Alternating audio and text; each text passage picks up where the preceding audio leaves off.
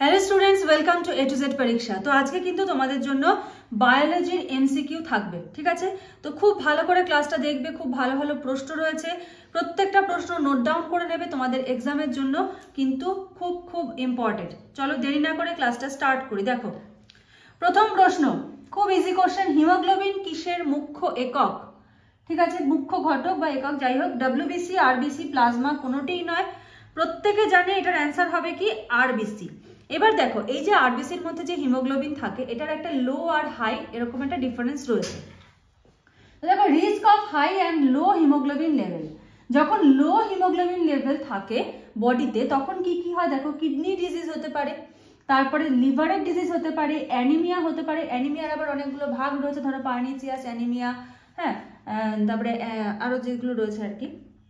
Next দেখো বলেছে elevated haemoglobin level, এখানে রয়েছে হলো ক্রনিক লাং ডিজিজ, ডিহাইড্রেশন, তারপরে হার্ট ফেলিওর। এগুলো হলো কি এলিভেটেড, মানে হিমোগ্লোবিনের লেভেল যদি বেড়ে যায় তাহলে কিন্তু এই ডিজিজগুলো হতে পারে, ঠিক আছে? Lung disease, dehydration, heart failure, এই সমস্ত। তো এই গেল হলো হিমোগ্লোবিন। এই পয়েন্ট কটা মনে রাখবে, এই কোশ্চেনটা খুব ইজি, বাট এগুলো ডিজিজগুলো লো হিমোগ্লোবিন হলে কি কি ডিজিজ হতে পারে আর হাই হিমোগ্লোবিন হলে কি কি ডিজিজ হতে পারে সেটা কিন্তু মনে রাখতে হবে। পরের কোশ্চেন, আমাদের শরীরের কোন অঙ্গকে আমাদের শরীরের রাসায়নিক কারখানা বলা হয়? আমাদের শরীরের কোন অঙ্গকে আমাদের শরীরের রাসায়নিক কারখানা বলা হয়? অপশন দেখো, লিভার, ফুসফুস, কিডনি, কোনোটিই নয়। তো অ্যান্সার কি হবে? লিভার। লিভার দেখো বডিতে ঠিক কোন জায়গাটায় থাকে, দেখো এই যে রেড কালার দেখতে পাচ্ছ এটা হলো লিভার। এবার এখানে দেখো, এখানে রয়েছে এটা হলো পাকস্থলী, আর এই যে দেখো এটা হলো গল ব্লাডার বা পিত্তথলি আমরা যেটাকে বলে থাকি। তো এই পোর্শনটা হলো লিভার, যেটাকে আমরা বলছি হলো আমাদের শরীরের রাসায়নিক কারখানা, ঠিক আছে? দেখো যে common hepatic duct, hepatic portal vein, right hepatic duct, ঠিক আছে, লেফট হেপাটিক ডাক্ট, এগুলো দেখানো হয়েছে। গল ব্লাডার এগুলো অতটা দরকার নেই, বাট গল ব্লাডারটা কোথায় থাকে সেটাও দেখে নাও। নেক্সট, মানুষের হৃৎপিণ্ড 1 মিনিটে কতবার স্পন্দন হয়?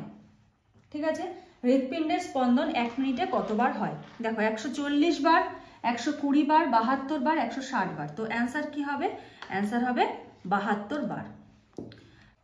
পরের প্রশ্ন দেখো, বলেছে মানুষের মাথার খুলিতে কতগুলো হাড় থাকে? ঠিক আছে, 8টি, 10টি, 206টি, 22টি। তো অ্যান্সার কি হবে?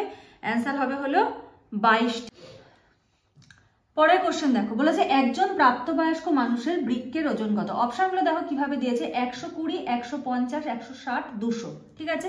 তো অ্যান্সার হবে কিন্তু অ্যান্সার হবে 150 গ্রাম। এবারে এই কোশ্চেনটা কিন্তু অন্যরকম ভাবেও থাকে, যদি অপশনে তোমরা দেখতে পাও 120 থেকে 150, তাহলে এটাকে করবে কিন্তু রাইট অ্যান্সার, ঠিক আছে? এরকমও কিন্তু থাকে, কারণ মেল ফিমেলদের মধ্যে কিছুটা ডিফারেন্স হয়, রাইট আর লেফট কিডনির মধ্যে কিছুটা ডিফারেন্স হয়, এই জন্য ডেটাটা একটু অন্যরকমও থাকে অনেক সময়।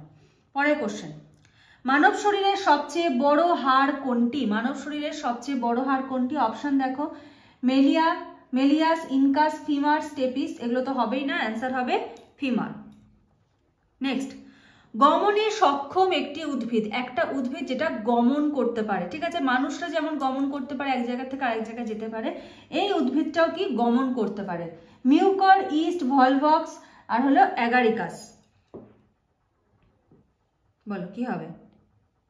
ভলভক্স, হ্যাঁ, মিউকর, ইস্ট, ভলভক্স, অ্যাগারিকাস। সঠিক অ্যান্সার কি হবে? সঠিক অ্যান্সার হবে হলো ভলভক্স। এই দেখো দেখতে পাচ্ছ, এটা হলো একটা ভলভক্সের ইমেজ এখানে তোমাদের দেখানো হয়েছে যাতে মনে রাখতে সুবিধা হয়। পরের কোশ্চেন, মস্তিষ্কের যোজক কলা কাকে বলা হয়? মস্তিষ্কের যোজক কলা কাকে বলা হয়? থ্যালামাস, লঘু মস্তিষ্ক, পন্স, গুরু মস্তিষ্ক। মস্তিষ্কের যোজক কলা কাকে বলা হয়? থ্যালামাস, লঘু মস্তিষ্ক, পন্স, গুরু মস্তিষ্ক। অ্যান্সার হবে পন্স, ঠিক আছে? পন্সকে বলা হয় মস্তিষ্কের যোজক কলা। পরের কোশ্চেন, সংকটকালীন হরমোন কাকে বলে? সংকটকালীন হরমোন কাকে বলে? Adrenaline, insulin, thyroxine, testosterone. দেখো অ্যান্সার হবে হলো অ্যাড্রিনালিন, ঠিক আছে? এবার দেখো এই যে কিডনির ওপরে যে গ্ল্যান্ডটা থাকে সেটাকে বলা হয় অ্যাড্রিনাল গ্ল্যান্ড। এই অ্যাড্রিনাল গ্ল্যান্ড থেকে কিন্তু অ্যাড্রিনালিনের সিক্রেশন হচ্ছে, ঠিক আছে? দেখো এবার এই যে অ্যাড্রিনাল গ্ল্যান্ড, এটার আবার দুটো ভাগ থাকে, একটা হলো কর্টেক্স, একটা হলো মেডালা। এইটা হলো এন্ডোক্রাইনের একটা খুব গুরুত্বপূর্ণ চ্যাপ্টার। যারা ডব্লিউবিসিএস অপশনাল ফিজিওলজি পড়ছো তোমাদের জন্য কিন্তু এটা খুব গুরুত্বপূর্ণ একটা চ্যাপ্টার, এন্ডোক্রাইনের চ্যাপ্টারটা, ঠিক আছে? আর ডব্লিউবিসিএস অপশনাল ফিজিওলজির কিন্তু নিউ ব্যাচ চলছে, যারা যারা ক্লাসে জয়েন হতে চাও তারা নিজের ডেসক্রিপশন বা স্ক্রিনে নাম্বার দেখতে পাচ্ছ, সেই নাম্বারে যোগাযোগ করে সমস্ত ডিটেলস জেনে নিয়ে কিন্তু জয়েন হয়ে যেতে পারো। আর এসএলএসটি মাদ্রাসার যে এক্সাম রয়েছে, মাদ্রাসার এক্সামের কিন্তু স্পেশাল ব্যাচ 1600+ MCQ কিন্তু তোমাদের করানো হবে। স্পেশাল ব্যাচ কিন্তু শুরু হয়ে গেছে, এখনো চাইলে তোমরা জয়েন হয়ে যেতে পারো। প্রত্যেকটা ক্লাসের রেকর্ডিংও কিন্তু তোমরা পেয়ে যাবে, প্লাস সাথে MCQ কিন্তু প্র্যাকটিস করতে পারবে। আর যদি আমার সাথে ক্লাস করো তাহলে 28শে ফেব্রুয়ারির মধ্যে কিন্তু তোমার সিলেবাসও কমপ্লিট হয়ে যাবে, কারণ একটা প্রেশার থাকবে, একটা টার্গেট থাকবে এবং পড়াটাও কিন্তু ঠিকঠাক করে হবে। তো চলো পরের কোশ্চেনটা দেখে নিই। দেখো, মস্তিষ্কের কোন অংশ রিলে কেন্দ্র হিসেবে কাজ করে? Hypothalamus, thalamus, ponds, cerebellum. মস্তিষ্কের কোন অংশ রিলে কেন্দ্র হিসেবে কাজ করে? Hypothalamus, thalamus, ponds, cerebellum. Answer হবে কি? অ্যান্সার হবে থ্যালামাস। পরের কোশ্চেন, বল ও সকেট সন্ধি পাওয়া যায়। দেখো, বল আর সকেট, আগে আমরা ছবিটা দেখো, ছবিটা বুঝে নাও। এই যে দেখতে পাচ্ছ এই পোর্শনটা, এটাকে বলা হচ্ছে বলের মতো, ঠিক আছে? আর এই বলটা একটা দেখো কাপের মতো একটা শেপ রয়েছে, সেখানে বসানো আটকে রয়েছে, তো এটাকে কি বলছে? সকেট, ঠিক আছে? সকেট লেখা, এটা বল। তো এই সকেটটা যদি এরকম হয়, হাতটা যদি আমার বল হয়, তো ব্যাপারটা এরকম করে মুভ করছে, ঠিক আছে? এরকম করে মুভ করছে ব্যাপারটা। তো বল আর সকেট সন্ধি কোথায় দেখা যাচ্ছে? দেখো, অ্যান্সার অপশন আছে কি? এলবো, ঠিক আছে, নি হাঁটু, পেলভিক গার্ডেল আঙুল মানে ফিঙ্গার আর কি। তো অ্যান্সার হবে কি? Pelvic girdle. আমাদের যে হিপ জয়েন্টের ওখানে যে বোনটা রয়েছে, এই যে কোমরের জায়গাটার, এই বোনটাকে বলা হচ্ছে হলো পেলভিক গার্ডেল, যেখানে কি বল এবং সকেট সন্ধি আমরা এখানে দেখতে পাচ্ছি। পরের কোশ্চেন, হাইপোথ্যালামাস কোন পিটুইটারি হরমোন সংরক্ষিত রাখে? খুব ভালো করে বোঝার জায়গা আছে। দেখো, TSH, STH, ADH, থাইরক্সিন। তো অ্যান্সার কি হবে? অ্যান্সার হবে ADH। এবারে একটু বুঝে নাও। দেখো, এটা হলো পিটুইটারি গ্রন্থি। পিটুইটারি গ্রন্থির এটা হলো এন্টেরিয়র পার্ট মানে অগ্র পিটুইটারি, আর এটা হলো পোস্টেরিয়র পার্ট মানে পশ্চাৎ পিটুইটারি। এবার অগ্র পিটুইটারি থেকে যে হরমোনগুলো নিঃসৃত হচ্ছে, দেখো এখানে দেওয়া রয়েছে, এই যে growth hormone, adrenocorticotropic hormone, thyroid stimulating hormone, prolactin, follicle stimulating hormone, luteinising hormone, এখানে সমস্তটাই দেখানো রয়েছে। আর এইখানে দেখো রয়েছে দুটো, একটা ব্লু কালার দিয়ে, একটা ইয়েলো কালার দিয়ে দেখানো।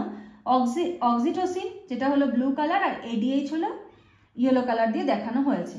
তো এটা কি হচ্ছে? এটা হলো এই যে হাইপোথ্যালামাস, হাইপোথ্যালামাস থেকে এটা হলো একটা নিউরাল, হ্যাঁ, পশ্চাৎ যে পিটুইটারিটা সেটা হলো কি স্নায়ু সংযোগ থাকে এখানে, এখান থেকে এই হরমোনগুলো চলে আসে হলো পশ্চাৎ পিটুইটারিতে, পশ্চাৎ পিটুইটারি থেকে এদের আবার সিক্রেশন হয়ে সেটা ব্লাডে মিশে যাচ্ছে। তাহলে যদি কোশ্চেন আসে হাইপোথ্যালামাস থেকে কোন কোন হরমোন, অ্যান্সার হবে অক্সিটোসিন আর ADH। এখানে অপশনে শুধু ADH আছে, তো আমরা ওই জন্য শুধু ADH কে চুজ করবো। অক্সিটোসিন থাকলে কিন্তু অক্সিটোসিনও আমাদেরকে নিতে হতো। তো চলো পরের প্রশ্ন, ডিম্বাশয় থেকে নিঃসৃত হয় না যে হরমোনটি, ডিম্বাশয় থেকে নিঃসৃত হয় না যে হরমোনটি, দেখো ইস্ট্রোজেন, প্রোজেস্টেরন, রিল্যাক্সিন, অ্যান্ড্রোজেন। তো অ্যান্সার হবে কি? অ্যান্ড্রোজেন।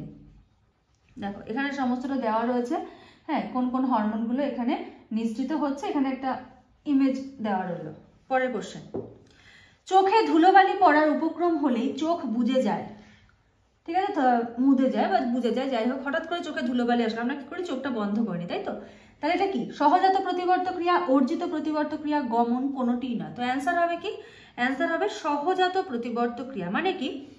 যেটার জন্য আমাদেরকে কোনো ট্রেনিং এর দরকার পড়ে না, কেউ আমাদের বলে দিল যে তোমার চোখে ধুলোবালি গেলে তুমি চোখটা বন্ধ করবে, এটা কিন্তু শিখিয়ে দিতে হয় না। এটা একদম ছোট থেকে একদম শিশু বয়সেও দেখা যাবে চোখে যদি কিছু যায় সে চোখটা বন্ধ করে নেবে, তাহলে কি এটা সহজাত। হ্যাঁ, পরের কোশ্চেন, মানব দেহে করোটি স্নায়ুর সংখ্যা কত?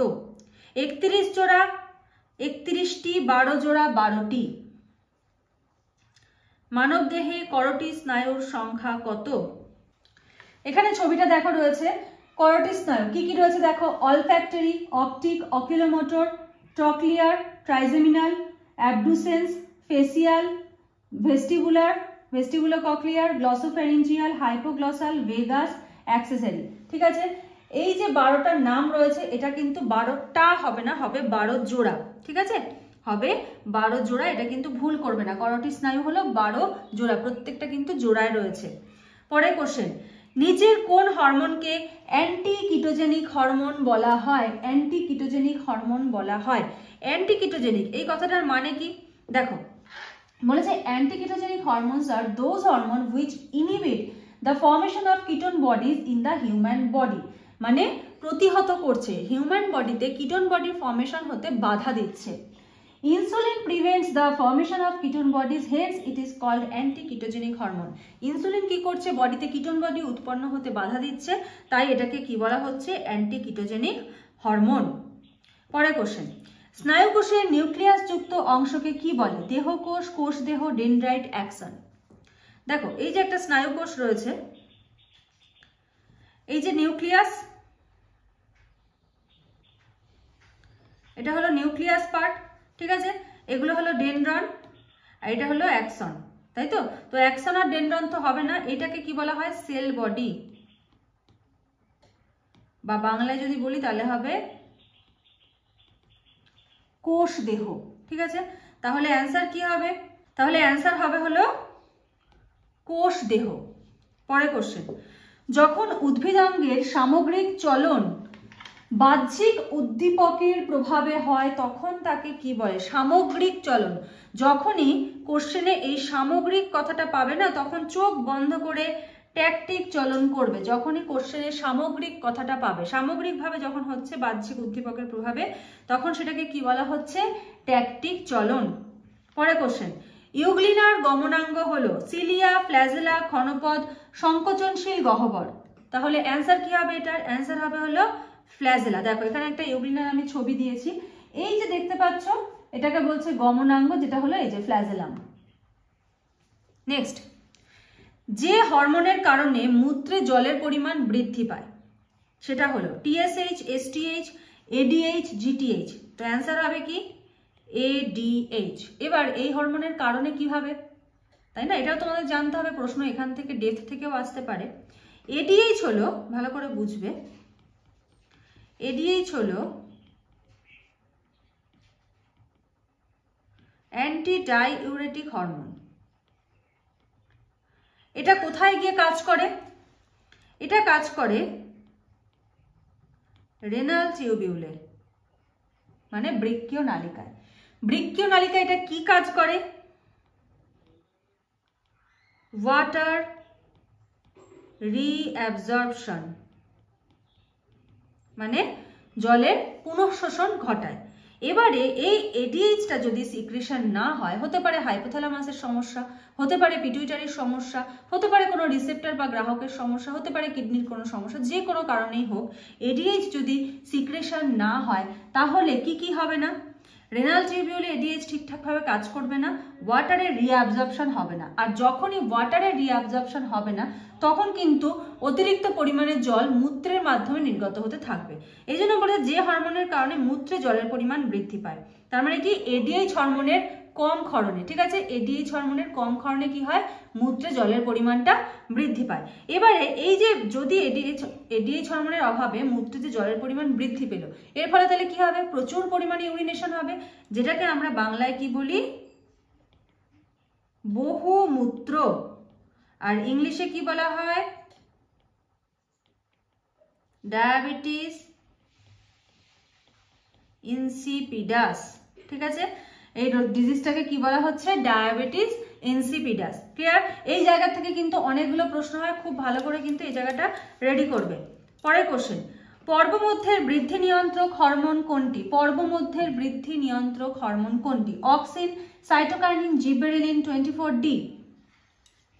পর্বমধ্যের বৃদ্ধি নিয়ন্ত্রক হরমোন কোনটি? অ্যান্সার হবে জিবেরেলিন। পরের কোশ্চেন, যে হরমোনের সাহায্যে দেহের বিএমআর নিয়ন্ত্রিত হয়? Basal metabolic rate. BMR means basal metabolic rate নিয়ন্ত্রিত হয়। দেখো থাইরক্সিন, অ্যাড্রিনালিন, প্রোজেস্টেরন, টেস্টোস্টেরন। যে হরমোনের সাহায্যে দেহের বিএমআর নিয়ন্ত্রিত হয়, অ্যান্সার হবে থাইরক্সিন, মানে থাইরয়েড হরমোন আর কি।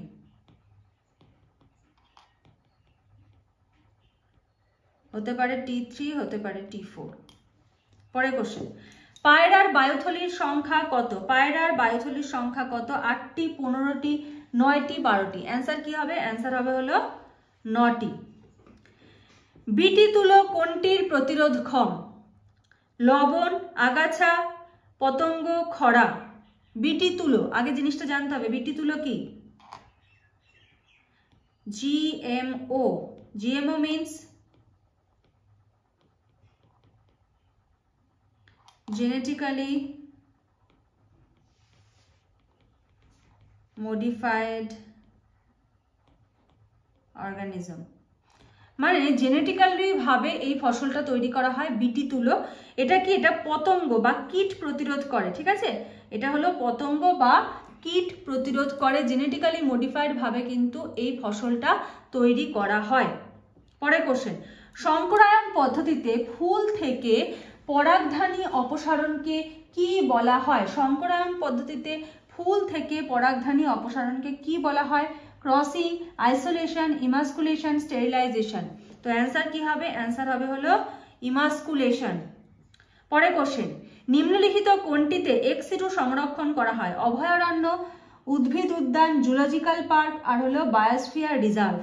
তো অ্যান্সার কিন্তু হবে জুলজিক্যাল পার্ক, মানে জু আর কি, ঠিক আছে? এটা দেখো এক্স-সিটু সংরক্ষণ, ঠিক আছে? একটা বুকের কভার পেজ এটা। আচ্ছা, পরের কোশ্চেন, ট্রান্সলেশন প্রক্রিয়ার জন্য প্রয়োজনীয় আরএনএটি হলো? ট্রান্সলেশনের জন্য কোন আরএনএটা লাগে? আরআরএনএ, টিআরএনএ, এমআরএনএ, উপরের সবকটি। অ্যান্সার কি হবে? অ্যান্সার হবে হলো উপরের সবকটি, ঠিক আছে? পরের কোশ্চেন, নিম্নলিখিত কোনটি একটি রাসায়নিক গর্ভ নিরোধক পদ্ধতি? Tubectomy, vasectomy, diaphragm, IUD, intrauterine device. Answer হবে ইন্ট্রা ইউটেরাইন ডিভাইস। এটা একটা টি শেপ ডিভাইস হয়, ঠিক আছে? এটা কি? রাসায়নিক গর্ভনিরোধক পদ্ধতি। পরের কোশ্চেন, অ্যাজোলার সাথে সম্পর্কযুক্ত কোন অণুজীবটি নাইট্রোজেন সংবন্ধন করতে পারে? Anabaena, spirulina, নস্টক, রাইজিবিয়াম। তো অ্যান্সার হবে কি? অ্যানাবিনা। এবার একটা কোশ্চেন থাকবে তোমাদের জন্য, সবই তো আমি বললাম, তোমাদের জন্য একটা হোমওয়ার্ক থাকবে।